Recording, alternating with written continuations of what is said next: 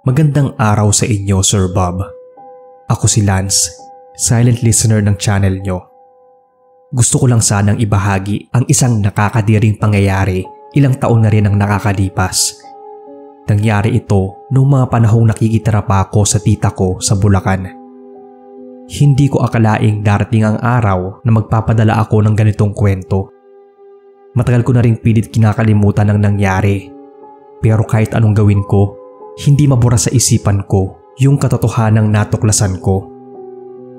Madalas akong mamalengke noon sa bayan namin tuwing Sabado ng umaga. Wala naman akong paboritong tindahan. Basta kung saang mura at mukhang sariwa ang paninda, doon ako bumibili. Pero isang araw, may napansin akong maliit na pwesto sa dulo ng palengke. Agaw pansin yun sa akin. Kasi kitang-kita ko yung pagkasariwa ng mga nakasabit na karne at nakalatag. Walang masyadong bumibili roon, kaya lumapit ako at nabili ng karne na bibilhin. Mabait at magilaw yung tindero. Talagang mapapabili ka dahil gagaan yung loob mo sa kanya. Tanda kong 3 kilong karne pa ng baboy ang nabili ko. Dinagdagan pa nga niya, kaya sobrang saya ko. Gawa rin ng sobrang mahal talaga ng presyo ng karne. Tas nakuha ko pang makarami sa kanya. Kaya walang ibang pumasok sa isip ko kundi babalik ako dito sa pwesto. Pag uwi ay kaagad kong niluto yung karneng baboy. Masarap na adobo ang ginawa ko. Sa totoo lang, sobrang sarap talaga ng karne. Yun bang may kakaibang linamnam na hindi ko masyadong maipaliwanag. Basta kakaiba kahit hindi naman ganun karami yung mga pampalasang nilagay ko. May katamisan din ito na hindi ko alam kung saan nanggaling. Hindi lang ako ang nasarapan, pati na rin yung tita ko. Kaya naman napakwento ako sa kanya patungkol doon sa napagbilhan ko. Maging siya nga, sinabing bumalik ako doon. Nakalimang putahe din kami bago tuluyang maubos yung karne. Kaya naman noong sumunod na linggo, nagbaon na ako ng medyo malaki-laking pera para mas maparami yung mabili ko.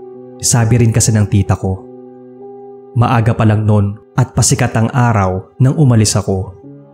Pagkadating ko sa palengke, sakto at kakabukas lang ng pwesto nang napag-alaman kong tinderong si Mang Ben. Nakangiti ito agad sa akin, malayo pa lang. Kaya naman napangiti rin ako. Kinuwento ko nga sa kanya kung gaano kami nasarapan ng tita ko sa karne na binili sa kanya. Kitang-kita naman sa ekspresyon niya na masaya siya sa kanyang narinig. Kaya paniguradong dadagdagan na naman niya yung bibilhin ko. Sa pagtingin-tingin, nakabili ako ng karne ng baboy, baka at tatay ng manok. Katulad nung nakaraan, mas madami sa aking binayaran yung natanggap ko kaya sobra yung pasasalamat ko kay Mang Ben. Dahil syempre, malaking tipid din. Binigyan pa nga niya ako ng 2 supot ng dinuguan. Sinong hindi matutuwa, diba? Sunod kong destinasyon yung pagbili ng gulay. Unti-unti na rin lumiliwanag kaya dumadami na yung mga mamimili at umiingay na yung palengke. Habang dumadampot ako ng gulay na bibilhin, narinig ko yung usapan ng mga tindera na kahilera lang ng pinagbibilhan ko. Meron daw mga taong nawawala sa kabilang barangay. Tapos, natatagpuan yung mga bangkay sa barangay namin. Pero kakaiba na yung itsura. Maputla at halos butot balat na humpak na pagmumukha na lang yung naiiwan na pagkakakilanlan. Kinilabutan ako sa mga narinig. Naisip kong baka kaya hindi ko nababalitaan yung mga ganyang pangyayari sa lugar namin dahil madalas trabaho at bahay lang ako. Nag-alala din ako sa sarili kong kaligtasan. Kaya pag uwi, habang nililinis ko yung mga nabiling karne, kinuwento ko sa tita ko lahat ng mga narinig sa palengke. Nabanggit nga sa akin ni tita na may narinig din siyang mga usap-usapan tungkol sa mga nawawalang tao. Pero nabigla rin siya nang malaman na dito pala sa barangay namin natatagpuan yung mga bangkay. Sabi din daw, mga sindikato malamang ang may gawa nun. Dahil sa panahon na yan, hindi naman na pinaniniwalaan pa ang mga aswang. Sobrang karumal-dumal daw ang sinapit ng mga bangkay na akala mo ay hindi tao ang may gawa dahil higop na higop ang mga laman nito sa katawan. Kumain kami noon. Nilagang baka yung ulam namin at kagaya ng masarap na lasa ng baboy, Ganoon din ang pinatikim sa amin ng karning baka na yon. Sa sobrang kabusugan, talagang tinamaan na ako ng antok. Kaya naman pagkatapos magpatunaw ng kinain, agad na akong nahiga at mabilis na nakatulog. Nagkaroon ako noon ng kakaibang panaginip. Sa panaginip ko, nasa isang maliit at makitid na silid ako. Kulay abo yung sahig at may mga dugong tumutulo sa kisame.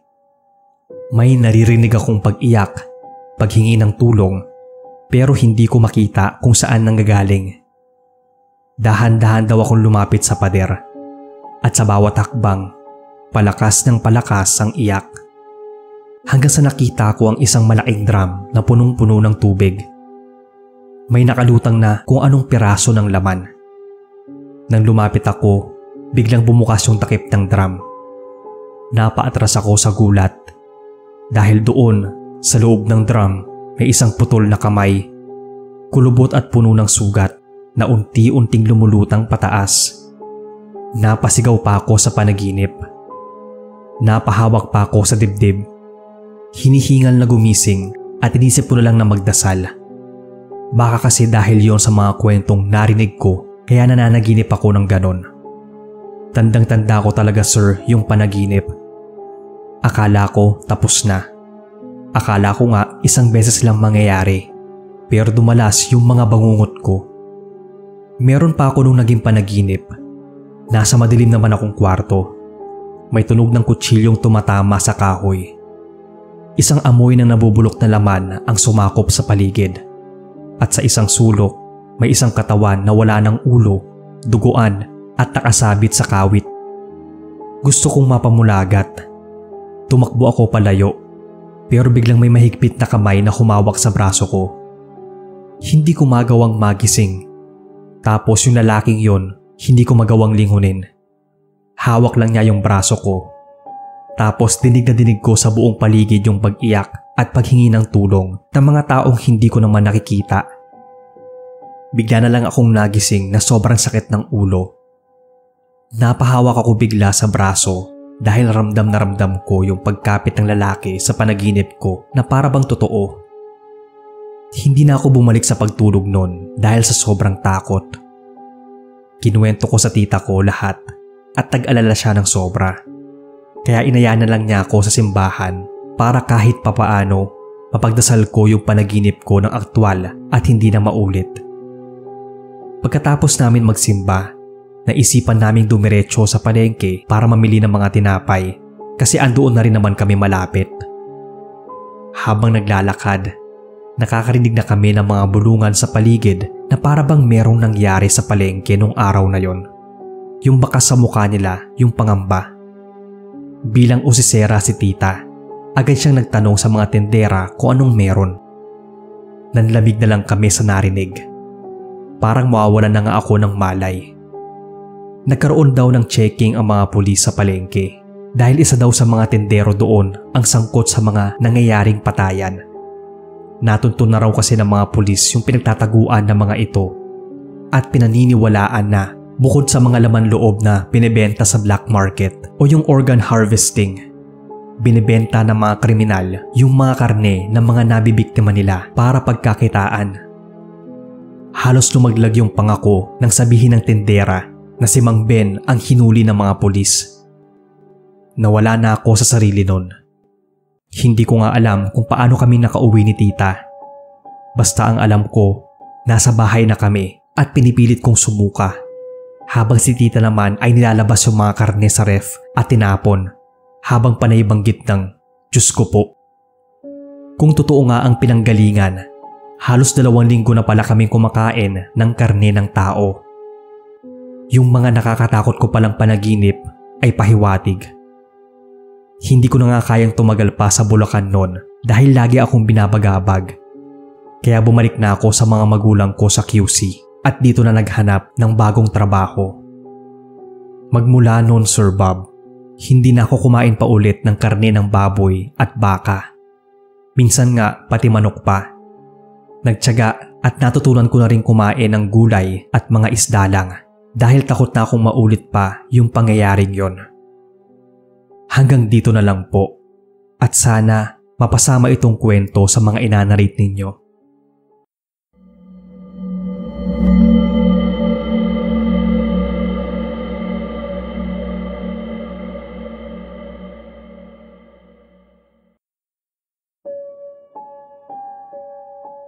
Hello sa inyo, Boss Bob, at sa lahat. Tawagin niyo na lang akong Carlo, masugid niyong listener. Gusto ko sana magbahagi ng isang karanasang bumago sa pananaw ko sa mundong hindi nakikita ng karaniwan. Ilang taon na ang nakakalipas nang mangyari ito sa akin nung naninirahan pa ako sa Pampanga. Dahil mahirap lang ang buhay, natuto akong magsikap kahit bata pa. Tuwing madaling araw, tumutulong ako sa pagbubuhat ng paninda sa palengke para may ekstrang kita. Madalas akong gumising ng 3:00 ng umaga para sumama sa tiyuhin kong nagtitinda ng itlog at balot. Ang trabaho ko noon ay maghakot ng paninda, magbuhat ng mga tray ng itlog at kung minsan tumutulong sa pagbebenta. Madalas akong gumigising ng 3:00 ng madaling araw para samahan si Tito Erning sa palengke. Tahimik na ang bayan ng ganitong oras, maliban sa ilang tricycle na dumadaan at yung ingay ng mga nag-aayos ng paninda. Sanay na ako sa ganitong buhay. Pero isang gabi, may nakita akong hindi ko inaasahang isang bagay na hanggang sa ngayon nagpapagising pa rin sa akin sa gitna ng gabi. Balot ng takot at kaba. Sa dulo ng palengke, may isang abandonadong stall na palaging madilim. Kahit anong oras, para bang hindi ito dinadaanan ng ibang tao. Marumi ito, puno ng alikabok at may mga sirang kahon sa paligid. Hindi ko yun masyadong pinapansin, pero minsan napapansin kong parang may naatingin mula sa loob. Sabi ng matatanda, dating tindahan nyo ng balot. Dati raw, may isang matandang babae na tahimik lang at hindi nakikihalubilo sa iba. Madalas siya nagtitinda hanggang 10 oras ng gabi. May mga nagsasabing hindi siya umuuwi at parang sa stall na mismo natutulog. Pero isang gabi raw, basta na lang siyang nawala. Walang nakakita kung paano siya nawala at simula nga noon, walang nagtangkang gumamit ng stall niya. Siyempre nung una, hindi ko pinapansin yung mga kwento. Hanggang sa isang madaling araw, habang hinihintay ko ang delivery ng itlog, may narinig akong mahina at paos na boses mula sa stall. Sa pagkakatanda ko, ang sabi ay, "Balot! Balot kayo dyan!" Napalingon ako. Wala namang ibang tindera ng balot doon maliban sa tiyuhin ko at natutulog pa siya sa gilid ng pwesto namin. Hindi rin naman ganun ang boses niya. Sa dulo ng palengke, sa tapat ng madilim na stall, may nakatayo. Isang matandang babae, nakasuot ng lumang duster at may takip na puting belo sa ulo. Hindi ko makita ng malinaw yung mukha niya dahil mahina ang ilaw. Pero mahina siyang tumatawag sa akin. "Balot! Iho, pili ka ng balot!" Nanlamig yung katawan ko nun. Ang sabi ko pa nga, hindi yun posible dahil wala nang tindera sa stall na yon. Matagal nang inabandona. Inisip ko kung siya ba yung matandang babaeng bigla na lang daw nawala isang gabi na tindera ng balot. At noong mga oras na yon, naatayo siya sa loob ng stall at tinatawag ako. Sa halip na lumapit, humakbang ako paatras. Mas lumakas yung amoy ng paligid na amoy panis na itlog at nabubulok na karne. Napangiwi ako sa baho. Pumikit ako saglit para magpigil ng hininga. Nang muli kong idilat yung mga mata ko, wala na yung matanda. Tahimik na ulit yung palengke. Tanging tunog na lang ng huni ng kuliglig yung nadidinig ko. Yung para bang wala lang nangyari. Napakunot noo ako at nagtanong kung guni-guni ko lang ba. Lumapit ako sa stall at sumilip sa loob. Madilim at wala naman akong nakitang tao. Pero sa sahig, may isang balot na nakabukas. Sira na ito. Natutuyo na nga ang sabaw at amoy panis na. Kinabukasan, kinuwento ko noon sa mga tindero yung nakita ko. Yung iba, tumawa lang. Pero may iilan na nagtinginan sa isa't isa. Si Mang Rudy, Isa sa mga matatagal nang nagtitinda sa palengke yung unang sumagot. Iho, nakita mo na rin siya? Nalaglag nga yung puso ko sa kaba. Anya, ilang taon na ang nakakalipas. May isang matandang babaeng nagtitinda ng balot sa stall na yon. Hindi siya pala kaibigan. Hindi rin nakikipag-usap sa ibang tindero. Gabi-gabi siyang naroon at walang nakakakita kung paano siya umuuwi. Isang umaga, hindi na siya nagbukas ng tindahan. Ilang araw ang lumipas at nagtataka na yung mga tao kung nasaan siya. Hanggang sa may napansin daw na masangsang na amoy mula sa stall. Nang buksan nila yung lumang tindahan, natagpuan nila yung katawan ng matanda na nakalugmok sa loob. Hawak pa rin nito yung ilang piraso ng balot. Ayon sa investigasyon, patay na siya halos mag-iisang linggo na bago natagpuan. Inatake raw ito sa puso. Pero may ilang tao sa palengke ang nagsumpang nakabili pa sila ng balot sa kanya 2 araw bago siya matagpuan. Simula nun, may mga nagsasabing nakikita pa rin ang matanda sa loob ng kanyang stall. Tahimik lang na nakatayo at parang naghihintay ng bibili. Pero may babala ang mga matatanda. Kapag daw may tumatawag sa iyo mula sa stall na yon, huwag kang lalapit. Dahil kung hindi, baka ikaw na ang sumunod na nagbebenta ng balot dyan. Ayon sa ilang mga tindero-tindera, naengkwentro din nila ang matanda sa iba't ibang pagkakataon. Natatandaan ko pa nga yung mga kwento nila. Yung isang tawagin nating Mang Nestor, nagtitinda ng isda sa kabilang dulo ng palengke. Isa siya sa mga unang nakapansin ng kakaibang nangyayari sa stall na yon. Minsan, inabutan daw siya ng hating gabi sa palengke kasi kailangan niyang ubusin yung mga paninda. Habang nag-aayos daw ng mga isda, may narinig siyang kaluskos mula sa stall na yon. Nung una, akala niya daga lang. Pero nang lingunin niya, nakita niyang may nakaupo sa lumang lamesa na nakatalikod. Hindi raw niya nakita yung muka ng matanda, pero kitang-kita niya ang payat nitong pangangatawan at yung mahabang buhok na gusot-gusot. Nagtaka raw siya dahil alam niyang wala naman raw nagtitinda doon. Tinanong daw niya yung matanda kung anong ginagawa nito, pero hindi raw ito sumagot. Ang ginawa niya, naglakad siya palapit para tingnan ng maayos. Pero bago pa raw siya makalapit, biglang nawala yung matandang babae. Literal na naglaho sa harapan niya. Dahil sa takot, agad daw siyang umalis ng palengke. At simula noon, iniiwasan na niyang magpagabi. Yung isa namang tawagin nating Aling Rosa, tindera ng gulay. Mas nakapaninindig balahibo yung kwento niya. Ayon sa kanya, isang madaling araw daw, bago pa dumating yung ibang mga tindero, dumaan siya malapit sa stall habang naglalakad papunta sa kanyang pwesto. May narinig siyang mahina na parang basag ang boses na nagsalita ng, "Balot, bumili ka ng balot." Akala raw niya kung sino lang, pero nung tumingin sa stall, may nakita siyang kamay na lumalabas mula sa loob. Mukhang namumutla yon, payat at may mahabang kuko. Sa sobrang takot, binilisan daw niya ang paglalakad at hindi na lumingon pa. Pagdating sa pwesto, nanlamig yung katawan daw niya at nanginginig pa. Hindi raw niya alam kung ano yon, pero hindi normal yung nakita niya. Mula raw nang mangyari yon, hindi na raw niya dinadaanan yung area na yon pag madaling araw. Ang pinaka nakakatakot na kwento ay yung mula kay Mang Ernesto, isa siyang lumang tindero ng karne na nagtitinda doon sa palengke. Isa siya sa mga nakaalam kung ano talagang nangyari sa matanda bago ito namatay.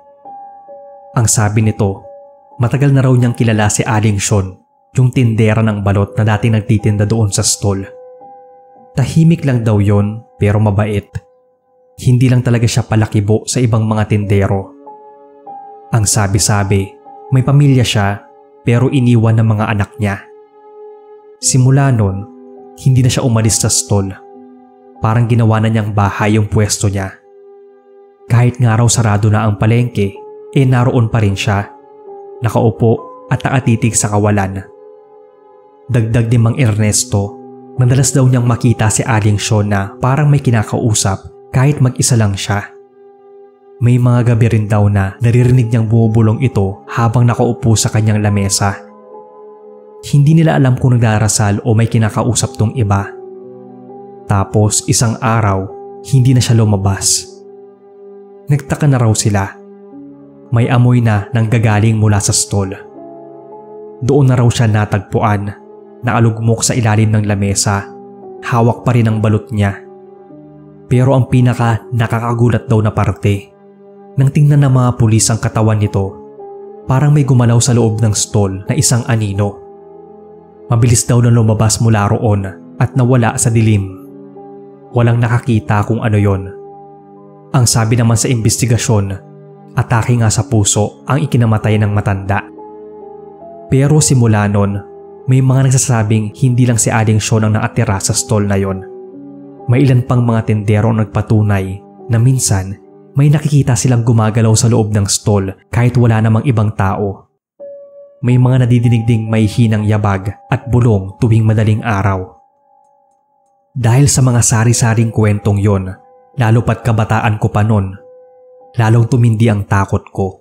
Lalo tuwing naglalakad pa uwi ng gabi at nadaraanan ko yung madilim na stall. At minsan, kahit wala namang ibang tao doon, para bang may nakatingin sa akin mula sa loob. At sa ilang pagkakataon, sa katahimikan ng gabi, muli kong maririnig ang paos at basag na boses na nagsasabing, "Balot! Balot kayo dyan!"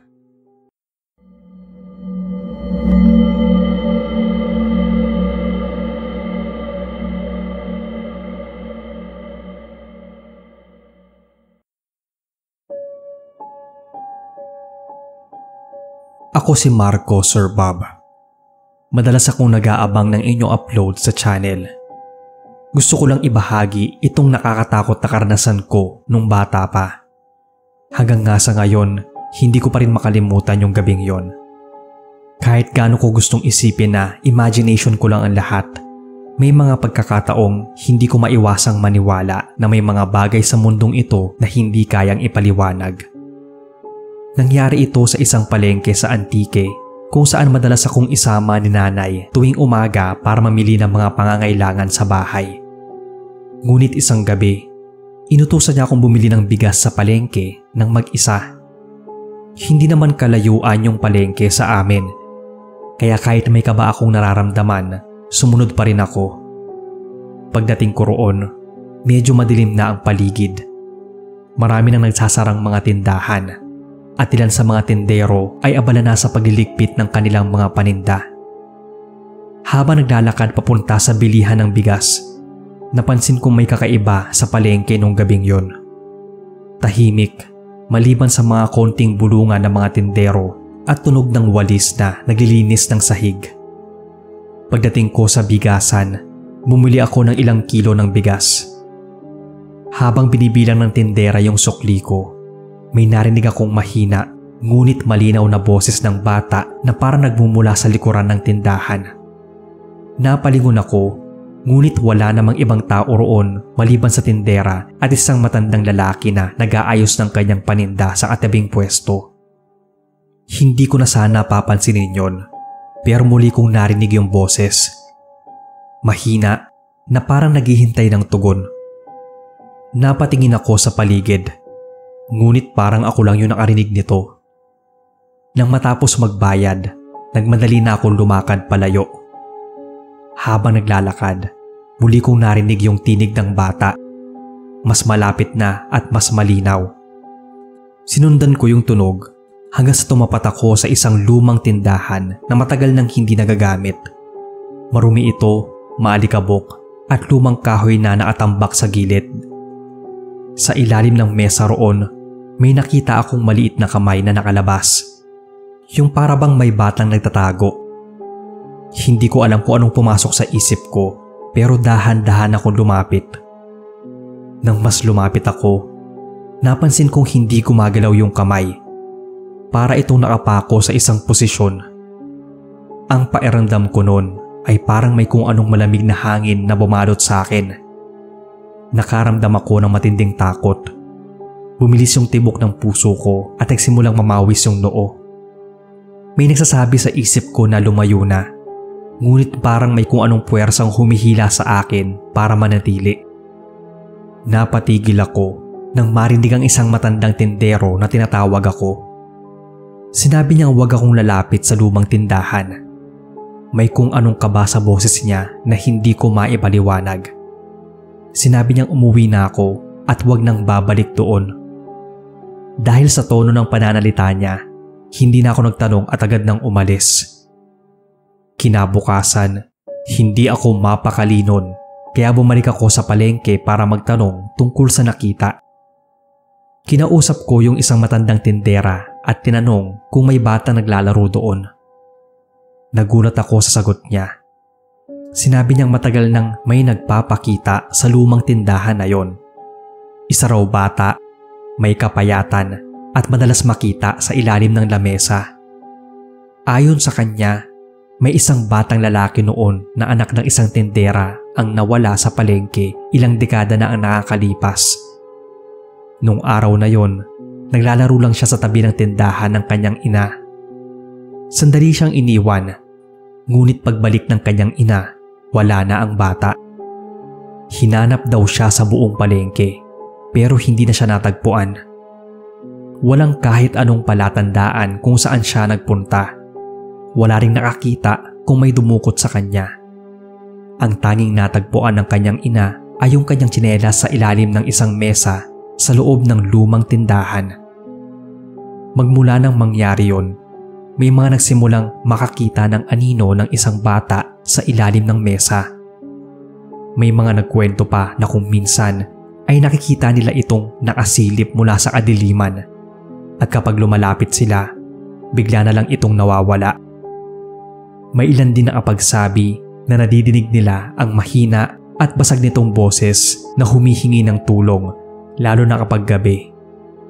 Pero ang pinaka nakakakilabot ay yung mga balita tungkol sa nawawalang mga tao. May ilang mga tendero at mamimili noon na nawala ng walang paliwanag. Ayon sa ilang nakakita sa kanila bago sila mawala, sinabi nilang may narinig silang batang tumatawag sa kanila mula sa ilalim ng mesa. Pagkatapos nun, makalipas ng ilang araw ay hindi na sila muling nakita. Baka umalis na ng palengke o ano. May isang tindero din ang naapagkwento tungkol sa sariling karanasan. Isang gabi raw, habang nag-aayos siya ng paninda, bigla siyang nakaramdam ng panlalamig. Tapos yung parang may naatitig daw sa kanya. Nang lumingon siya sa isang lumang tindahan, nakita niyang may maliit na kamay na nakalabas mula sa ilalim ng mesa. Napaatras siya. Sa kanyang pagkagulat, biglang gumapang daw yung kamay pabalik sa dilim. Simula nun, hindi na siya lumalapit sa lumang tindahan na yon. Sinabi rin niyang may kakaibang presensya sa lugar na yon. Isang bagay na hindi dapat gambalain. Alam niyo naman dito sa Antique, samot-sari ang kwentong misteryo at kababalaghan. Mas lalo akong natakot sa mga narinig. Nagsimula akong mag-isip kung ano nga ba talaga ang nakita ko nung gabing yon. Ligaw na kaluluwa ba yon ng batang nawala noon? O isang masamang nilalang na gumagamit ng anyo ng isang bata upang hiyakatin ang mga tao na lumapit sa kanya? Isang gabi noon, sa kabila ng takot ko, muli akong dumaan sa lumang tindahan. Hindi ako lumapit pero nakatingin lang ako ng malayo dito. Sa kadiliman, muling lumitaw yung maliit na kamay sa ilalim ng mesa. Pero nung mga oras na yon, hindi lang isa, kundi marami. Maraming mga kamay ang dahan-dahang lumalabas mula sa ilalim ng mesa. Yung para bang may mga nilalang na gumagapang palabas mula sa anino. Tumakbo ako palayo. Sinabi ko sa sarili na hindi na pupunta ng palengke kapag gabi. Matapos ang mga pagpaparamdam doon sa palengke, hindi na maalis sa akin yung takot. Lagi kong naaalala yung bata sa ilalim ng mesa, yung mga kamay na gumagapang, pati yung mga kwento ng ilang mga naroon. Lalo ko silang naaalala noon tuwing gabi. Ilang araw matapos yung insidente, nagsimula yung mga panaginip ko ng kakaiba. Tuwing gabi habang tulog, laging nasa panaginip ko yung batang nasa palengke. Nasa isang madilim na lugar na parang nasa isang lumang bahay na puno ng alikabok at mga sirang gamit. Sa gitna ng dilim, nadidinig ko yung mahinang tinig ng bata na tinatawag yung pangalan ko. Kakaiba nga yung tunog, yung para bang nagmumula sa kailaliman. Paulit-ulit akong tinatawag ng batang yon. Tapos hinahanap ko siya. Sa bawat pagtingala ko, makikita kong may naatayong bata sa dulo ng madilim na pasilyo. Nagliliwanag ang mga mata nito. Tumakbo ako para lapitan yung bata. Ngunit sa bawat hakbang, para bang mas lalo akong napapalayo sa kanya. Hindi ko maipaliwanag yung takot na nararamdaman ko nun. Hindi rin ako makagalaw ng maayos, yung para bang may malamig na bagay na bumabalot sa katawan ko. Sa panaginip ko, tinatawag ko yung bata. Pero biglang hindi ko maibuka ang mga bibig ko at parang walang lumalabas na boses. Para akong napako sa kinatatayuan ko. Nang bigla na lang akong magising. Basang-basa ako ng pawis at nanginginig pa. Hindi ako makapaniwala nun kung bakit ako nanaginip ng ganon. Nilingon ko ang paligid at normal naman ang lahat. Paminsan-minsan, ramdam ko na parang andoon yung presensya ng bata, pero sinusubukan kong baliwalain. Magpasa hanggang ngayon, hindi ko alam kung ano ba talaga yung mga nasaksihan ko, kung malikmata lang ba, pero hindi ko na rin gustong malaman. Isang bagay lang ang sigurado ako, na sa mundong ito, may mga bagay na hindi na dapat pakialaman pa. Tumatak din sa isip ko noong mga panahon na yon na kung sakaling may marinig akong mahina at basag na boses ng bata na tumatawag mula sa ilalim ng mesa. Huwag akong lalapit. Huwag kong titingnan. Baka kasi bigla akong kunin nito o may masamang mangyari sa akin. Ito lang ang kwento ko, boss. Pasensya na kung mahaba yung kwento, pero sana mapaglaanan nyo ng oras.